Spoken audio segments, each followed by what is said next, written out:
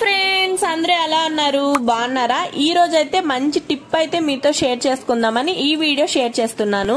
ఈ మండే ఎండల్లో మన మొక్కలు నిగనిగ ఆడాలంటే ఈ టిప్ అయితే మీకు బాగా యూజ్ అవుతుంది. మనం డైలీ వాటర్ పోసినా సరే మొక్కలు అయితే ఈవినింగ్ అయ్యేసరికి ఒళ్ళిపోయినట్టు అనిపిస్తాయి కదా.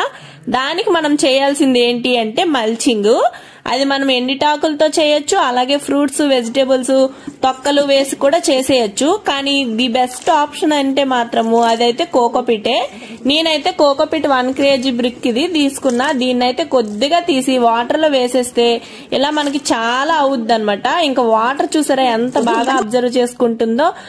ఇలా వాటర్ లో వేసుకున్న ఈ కోకోపిట్ నైతే మరొకసారి వాష్ చేసుకుని ఇంకా నేనైతే కుండీలు అన్నిటిలో పైన ఒక లేయర్ లాగా వేసేసుకుంటున్నాను.